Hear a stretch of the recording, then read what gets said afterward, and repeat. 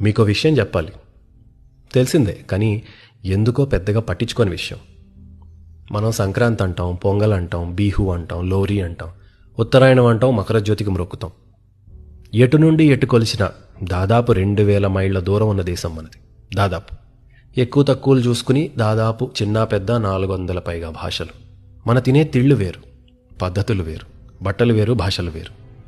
కానీ అందరం ఒకే టైంలో ఒకే సమయంలో పండగ చేసుకుంటాం. ఎవరు చెప్పారు అలా చేయమని? 33 కోటి దేవుళ్ళకి మొక్కే మూర్ఖపు జాతి కదా. కులమతాల రంగు రుచుల విషం కదా మనం. అన్ని చోట్ల అదే కారణానికి ఎలా చేసుకుంటున్నాం పండగ మరి? ఎంత గొప్ప నాగరికత కాకపోతే సూర్యుడి మకర రాశిలోకి రావటం అడవుల్లో ఉన్న ఆటవికులకి తెలుసు, వేదం చదివే బ్రాహ్మణుడికి తెలుసు. విషయం మారలేదు, విధానం ఒకటే మారింది. ఏ సమాజమైనా ఎంత గొప్పదో అక్కడ బ్రతికిన కళల్ని బట్టి అర్థమవుతుంది. ఎంత సమృద్ధిగా జీవితాలు లేకపోతే వాకిట్లో కబుర్లు చెప్పుకుంటూ భర్త కోసం ఎదురు చూసే ఆడది బియ్యపిండితో అందమైన ముగ్గులు దిద్దే కళ పుట్టింది. ఏ 2 ముగ్గులు ఒకలా ఉండవు, ఏ 2 పూటలు ఒకే ముగ్గు రాదు. యుద్ధాలు రాకుండా, కరువుజాడ లేకుండా, అకాల మరణాలు పట్టకుండా సస్యశ్యామలంగా వెలిగిపోతే తప్ప ఇన్ని కళలు బ్రతుకుతాయా? ఎంత సుభిక్షం లేకపోతే దొరికేది ఒకే అన్నమైనా అన్ని 100 రుచులున్నాయి.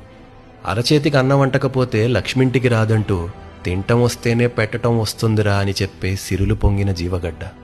కృష్ణా, గోదావరి, కావేరి అంటూ దేవతల మధ్య ఎదిగిన స్వర్గం నాకు సొంతం. వేసిన రంగు వేయకుండా, అద్దిన బొమ్మ అద్దకుండా, పట్టుచీరల నుండి పల్చటి పత్తితో నేసిన గుడ్డ ముక్కల మీద కూడా కథల్ని అల్లిన కళలు నాకే సొంతం. మూలపడున్న ముసలి కుర్చీ మీద కూడా 3 యుగాల పురాణం చిక్కి ఉంటుంది. ఇది ఖాళీగా ఉండి అందిన కళ కాదు, ఇట్స్ అన్ ఎక్స్ప్రెషన్. భావాన్ని వ్యక్తపరచటానికి ఒకడు రాస్తాడు, ఒకడు గీస్తాడు, ఒకడు శిల్పాలు చెక్కి గుడులు కట్టాడు, ఒకడు అడుగులు తొక్కి నాట్యం చేశాడు. ఆనాడంటే ఆరైతే చీకటి పడి నిద్రపోయేవాళ్ళు. మనకి రోజంతా వెలుగున్నా ఇవాళ లాంటి కోరికలు లేవా? ఆనాడు 6 మైళ్ళ దూరమైనా అడుగులు కొలుస్తూ వెళ్లేవాళ్ళు. ఇవాళ 1 నిమిషంలో ఇంటికే అన్నీ వచ్చేస్తున్నా తీరికలు లేవా? ఈ ఆచారాలు, వ్యవహారాలు ఇవన్నీ ఎందుకంటారు? Culture speaks, art expresses. సంస్కృతి సంస్కారం నేర్పుతుంది, కళ కథలు చెప్తుంది. ఆ కథల సంస్కారమే మన ఐడెంటిటీ, ఉనికి.